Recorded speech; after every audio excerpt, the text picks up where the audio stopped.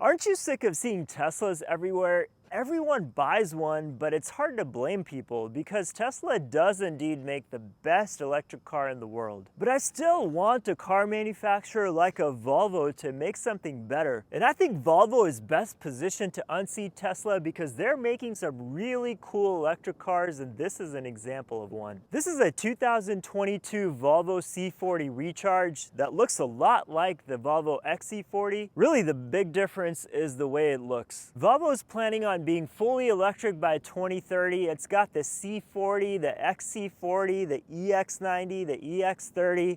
So in the coming years, expect a lot of letters and numbers to come out of Volvo. In this video, I'll show you around this Volvo C40 Recharge. When I first saw this car, I actually didn't like it that much, but I have to admit, it's kind of growing on me. It's really not that bad. This isn't a terribly futuristic looking car, but that's a good strategy by Volvo because having a car that looks more normal will appeal to a larger number of buyers. In terms of styling, I like what they did with the light design, with the vertical strip of lights that's chopped up into pieces, and then the roof with the fastback slope and the spoiler. In the front end, this piece is a little bit odd. It's almost like they slapped on a piece of plastic to the grille to cover it up.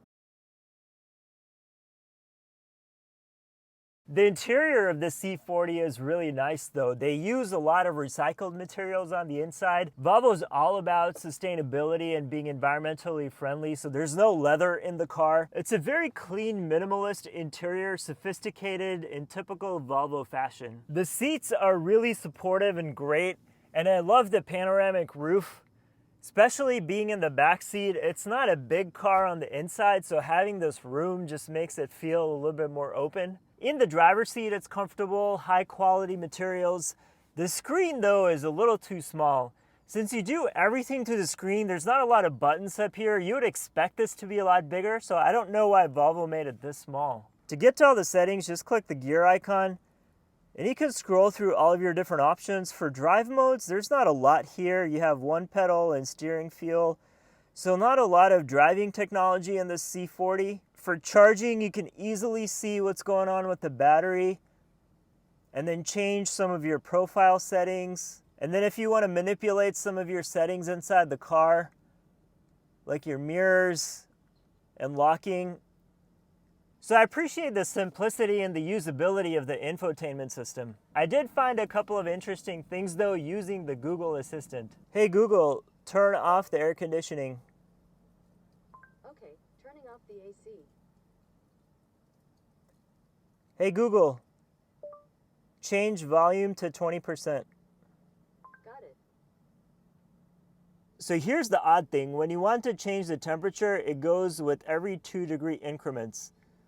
So you can go to 62 and then 64, 66. What if I want to change it to 65? I do have another option. Hey Google, change temperature to 65. Sure, changing the temperature to 65 degrees.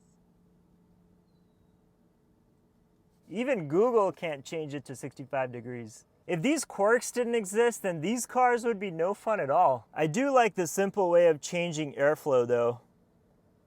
No reading required. Just click on these arrows.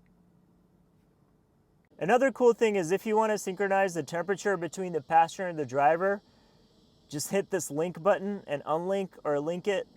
The graphics on these displays though are incredibly high resolution. You can see so much detail within the car. You know, the other really cool thing that Google has done is the sounds and the chimes and noises they have. It's like a symphony inside the car. It's so different from any other car.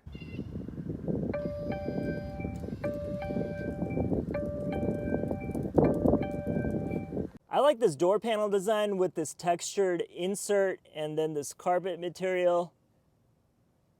In the C40, you're not going to get a lot of space in the front or in the back. In the front, hardly anything at all. Enough room for 2 bags of Doritos. In the back, it's a creative use of this cover and the way you fold it up. All car manufacturers need to do this. A trash can in the center console area. My favorite part of the car is there is no start button. You just get in the car and drive.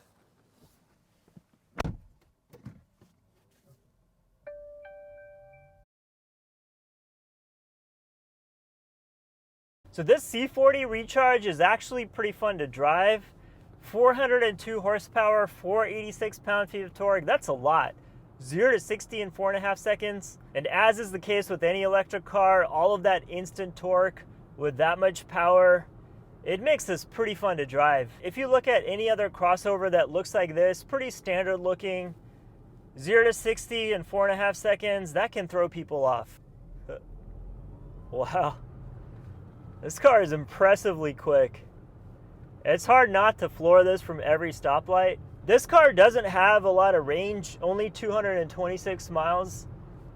So unless you can charge this at home or at work, you're probably gonna run out of battery pretty quickly, especially if you have a heavy foot like me and you want to take advantage of all that torque. That's gonna drain the battery so quick. And that's ultimately what is challenging about owning these electric vehicles, is to always have to worry about charging and where you're gonna do it. Tesla is starting to open up its chargers to other car manufacturers though, and I think with Volvo it's gonna happen next year in 2024.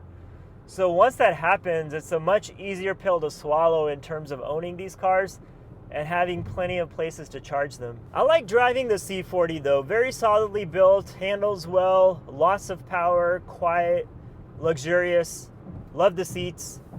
There is one big downside though. The visibility out the back window is pretty terrible. It's very narrow, constricting. You can hardly see the cars behind you, and the view of the road behind you is very restricted. So that's a pretty significant design flaw. The one-pedal driving in this thing is pretty disruptive. It brakes so hard that the front end just dips down each time. Wow, this thing is fast. Especially with all that instant torque available, 486 pound-feet of them. In my hands, the battery would be dead in this car all the time.